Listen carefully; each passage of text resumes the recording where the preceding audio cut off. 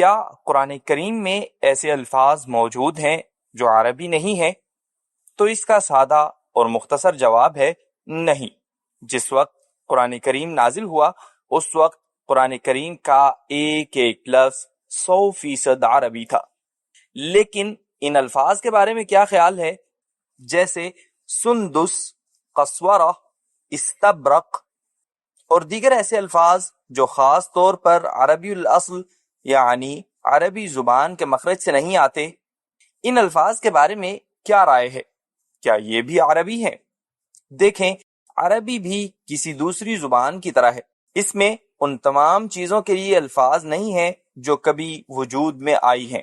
ایسا اس لیے ہے کیونکہ جزیرہ نما عرب میں ان کے پاس ہر قسم کا پودا، جانور اور پھل موجود نہیں تھا جو کبھی دنیا میں رہا ہو، تاکہ عرب کے پاس ہر اس چیز کے لیے خالص عربی نام ہو جو کبھی وجود میں آئی ہے۔ یہ بات بالکل بھی حقیقت پسندانہ نہیں ہے۔ یہ اصول عربی اور بنیادی طور پر دنیا کی ہر دوسری زبان پر لاگو ہوتا ہے۔ تو ہوتا یہ ہے کہ زبانیں ایک دوسرے سے الفاظ مستعار یا ادھار لیتی ہیں اور وہ ان الفاظ کو اپنے ورژن میں تبدیل کر لیتی ہیں اور وہ اس زبان کا حصہ بن جاتے ہیں، جسے ہم مستعار الفاظ کہتے ہیں، اور یہ علم اشتقاق الفاظ کے مطالعے سے سیکھا جا سکتا ہے۔ تو مثال کے طور پر اردو میں شکر یا کاٹن جیسے الفاظ سب عربی ورژن یعنی سکر یا قطن سے مستعار لیے گئے ہیں، اور پھر بھی اگر آپ اردو کی کوئی بھی لغت کھولیں تو آپ کو وہاں یہ الفاظ اردو الفاظ کے طور پر درج ملیں گے، باوجود اس کے کہ یہ اصل میں مستعار لیے گئے ہیں، لیکن اب ان کی اپنی اردو شکل اور تلفظ ہے، اور اب یہ مکمل طور پر اردو الفاظ ہیں کیونکہ یہ بڑے پیمانے پر استعمال اور اسی طرح قبول کیے جا چکے ہیں۔ تو اگر میں اردو میں ایک کتاب لکھوں اور اس میں یہ الفاظ شامل کروں تو کیا اس سے میری کتاب عربی ہو جائے گی؟ یا کیا ہم کم از کم یہ کہہ سکتے ہیں کہ اس میں عربی الفاظ شامل ہیں؟ تو ظاہر ہے بالکل نہیں۔ کتاب اب بھی اردو ہی رہے گی اور الفاظ کو اب بھی اردو الفاظ کے طور پر ہی دیکھا جائے گا۔ اسی طرح عرب نے بھی دوسری زبانوں سے الفاظ مستعار لیے اور وقت کے ساتھ جب وہ بڑے پیمانے پر استعمال اور قبول کر لیے گئے تو وہ عربی زبان کا حصہ بن گئے۔ جیسے جب ہم کہتے ہیں کہ شکر یا کاٹن اردو الفاظ ہیں، عربی الفاظ نہیں ہیں۔ چنانچہ وہ الفاظ جن کا ذکر ہم نے سبق کے شروع میں کیا تھا قرآن کریم نازل ہونے سے پہلے بھی عربی الفاظ ہی تھے، یعنی قرآن کریم نازل ہونے سے بہت پہلے ہی عرب نے انہیں مستعار لیا تھا، قبول کیا تھا اور استعمال کیا تھا۔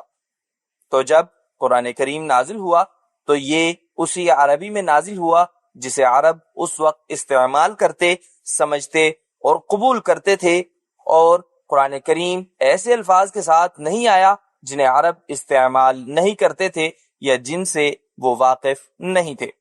اور اب ہم ان آیات کو پوری طرح سمجھ سکتے ہیں جس میں اللہ تعالیٰ فرماتے ہیں نزل به الروح الأمين على قلبك لتكون من المنذرين بلسان عربي مبين، جو اس حقیقت کی طرف اشارہ کرتی ہیں کہ قرآن کریم اس عربی میں نازل ہوا جسے عرب اس وقت استعمال کرتے اور سمجھتے تھے، قطع نظر اس کے کہ ان کے اصول اشتقاق عربی تھے یا نہیں، کیونکہ آخر کار وہ سب عربی ہی ہے، صرف اس وجہ سے کہ عرب کو اس پیغام کو پوری طرح سمجھنا تھا تاکہ وہ اسے پوری دنیا میں پھیلانے کے قابل ہو سکے۔ اور اسی لیے اللہ تعالیٰ قرآن کریم میں نبی اکرم صلی اللہ علیہ وسلم کے زمانے کے عربوں کو مخاطب کرتے ہوئے فرماتے ہیں إِنَّا أَنزَلْنَاهُ قُرْآنًا عَرَبِيًّا لَعَلَّكُمْ تَعْقِلُونَ، بے شک ہم نے قرآن کو عربی میں نازل کیا تاکہ تم سمجھ سکو۔ دیکھنے کا شکریہ۔ اگر آپ عربی میں قرآن پڑھنا اور سمجھنا شروع کرنا چاہتے ہیں تو آپ کو اپنا سفر یہیں سے شروع کرنا چاہیے۔ لنکس ڈسکرپشن میں موجود ہیں۔ امید ہے کہ آپ نے آج کچھ نیا سیکھا ہوگا۔ اگر سیکھا ہے تو ویڈیو کو لائک اور شیئر کریں تاکہ دوسرے لوگ بھی فائدہ اٹھا سکیں، اور اگر آپ مزید ایسی ویڈیوز دیکھنا چاہتے ہیں تو ہمارے چینل کو سبسکرائب کریں، اور انشاءاللہ ملاقات ہوگی اگلی ویڈیو میں۔